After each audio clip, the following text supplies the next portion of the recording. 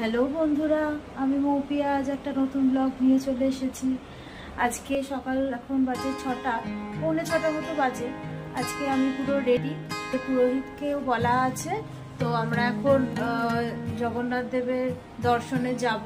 যদিও বা এখন গর্ভগৃহে ঢোকা নিষেধ করে দিয়েছে, তবুও ঠাকুরের কাছে এসেছি, তার কাছে তো যেতেই হবে, তার জন্যই সমস্ত কিছু। তো তার জন্য আমরা সবাই রেডি হয়ে গেছি। হোটেলের সামনে আমাদের টোটো বা অটো যাই হোক একটা বলাও হয়ে গেছে, আসছে। তো চলো আমরা মন্দিরে গিয়ে আবার তোমাদের সাথে দেখা হবে।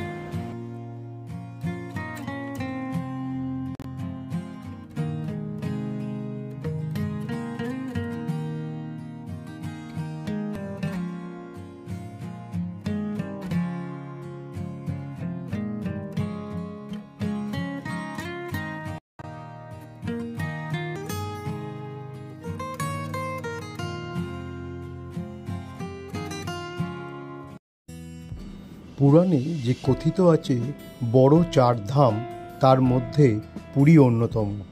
এছাড়াও রামেশ্বরম, বদ্রীনাথ এবং দ্বারিকা, এই টোটাল 4টি ধাম আছে।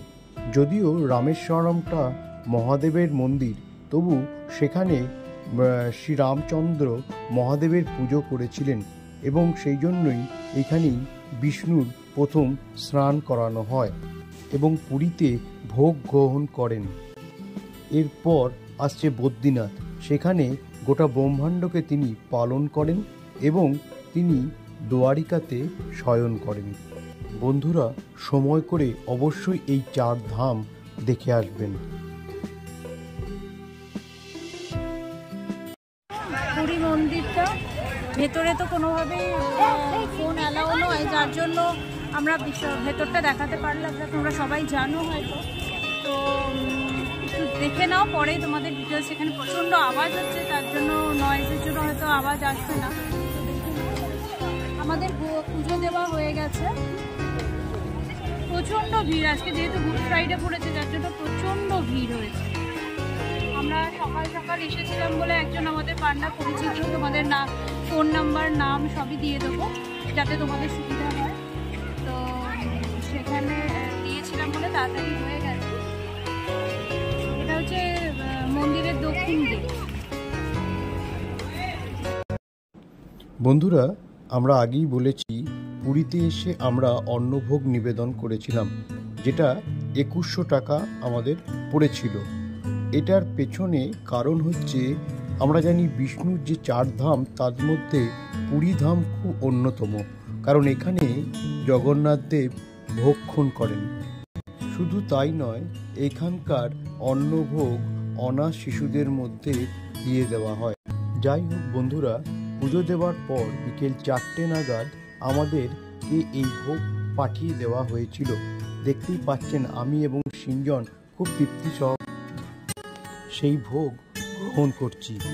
এই ভোগ হোটেল পর্যন্ত পৌঁছে দেওয়ার জন্য 150 টাকা নিয়েছিল আমাদের কাছে।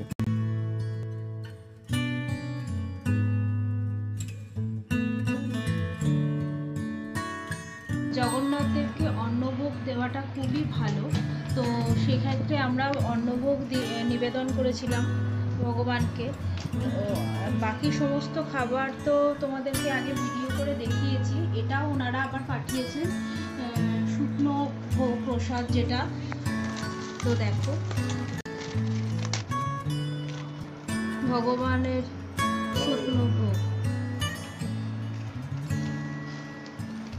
জয় জগন্নাথ। জয় জগন্নাথ।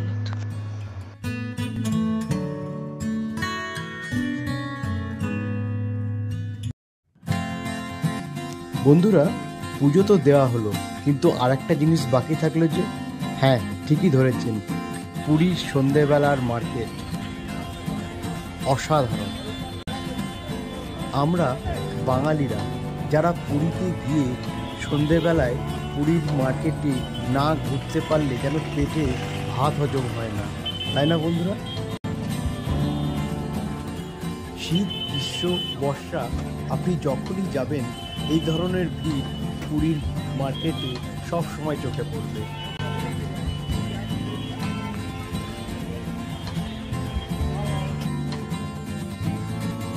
আরে না না, এটা পুজোর মন্দিরের লাইন নয়, এটা গঙ্গুরামের খাজা কেনার লাইন। আর এতে আমি বাদ যাই কেন? ওই যে দূরে আমি দাঁড়িয়ে আছি। আর যাই হোক, বাঙালি বলে কথা, তাই না?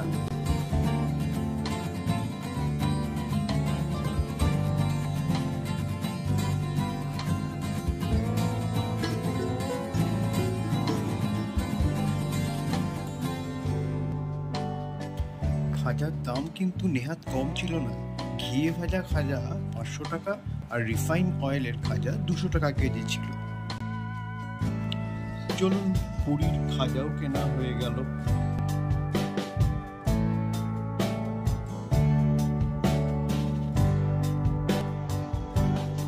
আরে খাজা তো কেনা হলো, এবার একটু খুঁজে দেখা কিছু জামা কাপড় কেনা হবে না? পুরীর বিখ্যাত সেই কটকি কাপড়, তার তৈরি পাঞ্জাবি, কটকি শাড়ি, আরও নানা রকম। তবে দাম কিন্তু কলকাতার মার্কেটকেও হার মানাবে।